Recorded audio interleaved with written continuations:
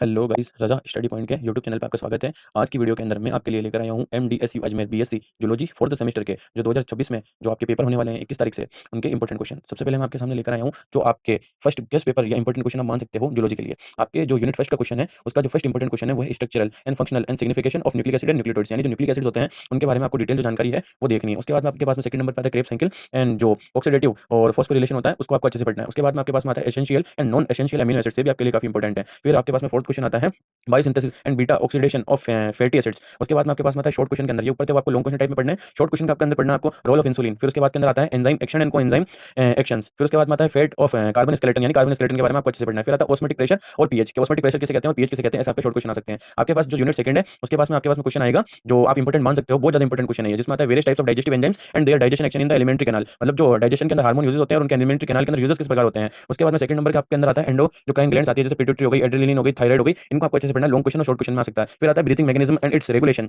और उसके बाद में आपके पास में वापस से शॉर्ट क्वेश्चन सेकंड यूनिट के लिए जो इंपॉर्टेंट है, किडनी का स्ट्रक्चर, नेफ्रॉन का स्ट्रक्चर। फिर उसके बाद में स्केलेटन मसल, उसके बाद में कार्डिक साइकिल एंड बीपी, ये इंपॉर्टेंट क्वेश्चन आता है। फिर आता है साइनोपेटिक ट्रांसफॉर्मेशन, फिर आता है अपने पास में रिफ्लेक्स एक्शन एंड रिफ्लेक्स जो आर्क आता है उसका। फिर उसके बाद में आपके पास में आता है इंपॉर्टेंट क्वेश्चन, लॉन्ग क्वेश्चन में और शॉर्ट क्वेश्चन में भी पूछ सकते हैं। ब्लड क्लॉटिंग किसे कहते हैं, इसके फॉर्मेशन को समझाइए। फिर आता है यूरिन फॉर्मेशन, जिसके अंदर दो तीन स्टेप होते हैं, ये भी शॉर्ट में लॉन्ग में पूछ सकता है। फिर आपके पास में आगे यूनिट 3, यूनिट 3 की बात करें तो इसमें आपको सोशल जो बिहेवियर आता है उसके बारे में देखना है। मंकी और जो मधुमक्खी होती है उनका सोशल बिहेवियर कैसा होता है, मतलब उनका बिहेवियर कैसा होता है, वो खाने की तलाश किस प्रकार करते हैं और वो आसपास के अंदर कैसे घूम के अपने साथियों को कैसे बुलाते हैं। फिर इनका ऑर्गेनाइजेशन कैसे होता है, मतलब ये अपने कबीले के अंदर किस प्रकार रहते हैं या अपने छत्ते में किस प्रकार रहते हैं, मधुमक्खी और मंकी। फिर उसके बाद में सेकंड नंबर आता है ड्रग्स किसे कहते हैं और ड्रग्स का ह्यूमन बॉडी पे क्या साइड इफेक्ट पड़ता है। फिर आता है फेरोमोन्स किसे कहते हैं, यानी जो जानवर होते हैं वो एक स्पेशल तरीके जो अपना लिक्विड होता है उसको छोड़ते हैं, जो दूसरे जानवरों को अपनी ओर आकर्षित करते हैं, उसको फेरोमोन्स कहते हैं, और ये इसका शॉर्ट लॉन्ग में भी पूछ सकते हैं। फिर शॉर्ट क्वेश्चन क्या मोटिवेशन किसे कहते हैं, फिर अपने इंप्रिंटिंग किसे कहते हैं, लर्निंग किसे कहते हैं, एफएपी यानी फिक्स्ड एक्शन पैटर्न किसे कहते हैं, फिर आईआरएम किसे कहते हैं, फिर एएसी किसे कहते हैं, साइन स्टिमुलेशन किसे कहते हैं, फिर अपने पास मतलब होम रेंज टेरिटरीज ये किसको कहते हैं। तो ये आपके लिए कुछ महत्वपूर्ण एमडीएससी के लिए जूलॉजी फोर्थ सेमेस्टर के लिए मैं इंपॉर्टेंट क्वेश्चन लेके आया हूं, और इसी के साथ मैं आपको दूसरे सब्जेक्ट के भी इंपॉर्टेंट क्वेश्चन दूंगा। हमारे चैनल को लाइक करें, शेयर करें और सब्सक्राइब करें।